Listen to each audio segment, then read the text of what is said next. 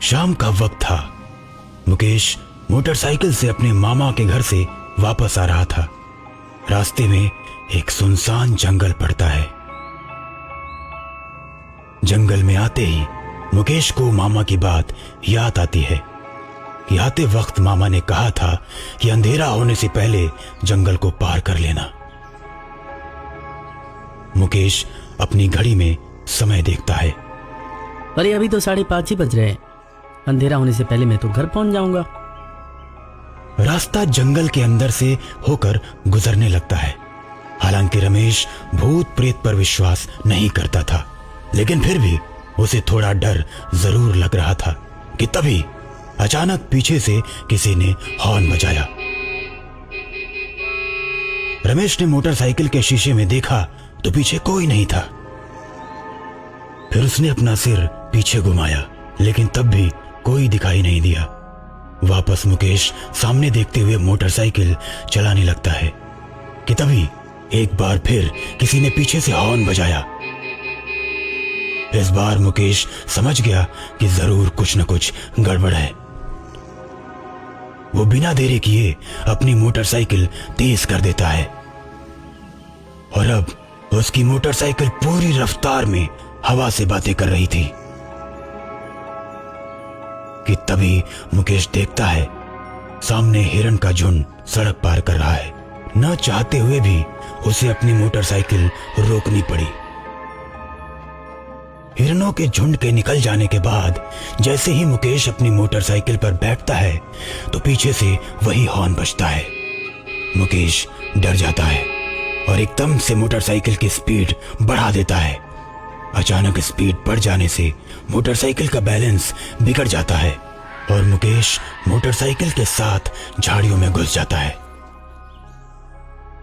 थोड़ी देर बेहोश होने के बाद जब उसकी आंख खुलती है तो वो देखता है कि उसके सामने एक डॉक्टर और एक नर्स खड़े हैं।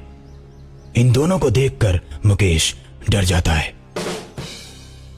अरे भाई अब डरो मत, मैं कोई भूत नहीं हूँ, डॉक्टर हूँ और ये है मेरी नर्स। लेकिन आप लोग जंगल में क्या कर रहे हैं? दरअसल हम लोग किशनपुर जा रहे थे, वहां हमारा मेडिकल कैंप लगा हुआ है। आज शाम तक किसी भी हालत में पहुंचना था, लेकिन देखिए हमारी गाड़ी बार बार धोखा दे रही है। हमने कई बार आपको हॉर्न दिया लेकिन आपने मोटरसाइकिल नहीं रोकी। तो मैं कोई मैकेनिक थोड़ी ना हूं जो आपकी गाड़ी ठीक करता। मुझे एक बात बताइए, जब आप मुझे रोकने के लिए हॉर्न बजाते थे और मैं पीछे मुड़कर देखता था तो आपकी गाड़ी दिखाई क्यों नहीं पड़ती थी? अरे भाई साहब, वही तो खराबी है हमारी गाड़ी में। थोड़ी देर चलने के बाद बंद हो जा रही थी। जब चलती थी तो आपके पीछे आकर हॉर्न बजाते थे और हॉर्न बजाते ही गाड़ी बंद हो जाती थी। तो आपको अपने लोगों को फोन करके बुला लेना था। आप मेरे पीछे क्यों भाग रहे थे? देखिए भाई, हम दोनों के फोन की बैटरी डाउन है ना, इसलिए हमने सोचा कि आप रुक जाओगे तो आपके ही फोन से किशनपुर फोन करके दूसरी गाड़ी मंगवा लूंगा, लेकिन आप तो स्पीड बढ़ाए जा रहे थे। कमाल है सर, आप डॉक्टर और आप नर्स, मगर आप दोनों लोगों का फोन किसी काम का नहीं है। देखिए भाई साहब, कृपया मदद करिए हमारी। इतना सुनने के बाद मुकेश को लगता है ये लोग सही बोल रहे हैं, इनको मोबाइल दे देना चाहिए। मोबाइल देने के लिए मुकेश नीचे पड़े अपने बैग को उठाने के लिए झुकता है तो देखता है कि इन दोनों के पैर उल्टे हैं। ये देखकर उसकी तो जैसे जान ही निकल जाती है। उसे समझ आ जाता है कि मामा जी ने क्यों देर से जाने पर मना किया था। डर के मारे मुकेश की हालत खराब हो जाती है। उसके चेहरे पर पसीने छूटने लगते हैं। अपने आप को संभाल कर वो डॉक्टर से बोलता है, सर एक काम कीजिए, आप मेरी मोटरसाइकिल खड़ी करवाइए, वरना सारा तेल गिर जाएगा और मैं घर भी नहीं जा पाऊंगा। मुकेश किसी तरह डॉक्टर से अपनी मोटरसाइकिल खड़ी करवाता है और अपने बैग से फोन निकालने के लिए हाथ डालता है तो सोचता है, अरे यार क्या करूं जो इनसे बच के निकल जाऊं। तभी मुकेश के दिमाग में एक आइडिया आता है। इनको ना दूसरा वाला फोन दे देता हूं, जिसको छोड़कर मैं भाग भी जाऊं तो भी कोई फर्क नहीं पड़ेगा। और मुकेश अपने बैग के दूसरी जेब से छोटा मोबाइल निकालकर भूतिया डॉक्टर को देता है। लीजिए, आप इस मोबाइल से फ़ोन लगाओ सर, जब तक मैं मोटरसाइकिल स्टार्ट करके देखता हूँ कि ख़राब तो नहीं हो गई। इतना कहकर मुकेश मोटरसाइकिल को स्टार्ट करता है। मोटरसाइकिल के स्टार्ट होते ही वो झटके से बैग उठाकर मोटरसाइकिल को तेजी से भगा लेता है।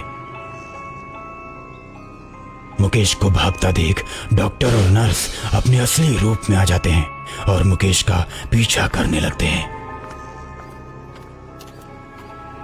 मुकेश मोटरसाइकिल का पूरा एक्सीलेटर घुमा देता है। मोटरसाइकिल फुल स्पीड पकड़ लेती है और दोनों शैतान भी उतनी ही स्पीड में मुकेश का पीछा करने लगते हैं। दोनों बस मुकेश को पकड़ने ही वाले होते हैं कि तभी मुकेश को दूसरी तरफ मोड़ पर हनुमान जी का मंदिर दिखाई देता है। मंदिर देखते ही मुकेश बिना देरी किए मोटरसाइकिल मंदिर की तरफ मोड़ देता है और मुकेश के मंदिर की सीमा में पहुंचते ही पीछे पीछे दोनों शैतान भी पहुंच जाते हैं।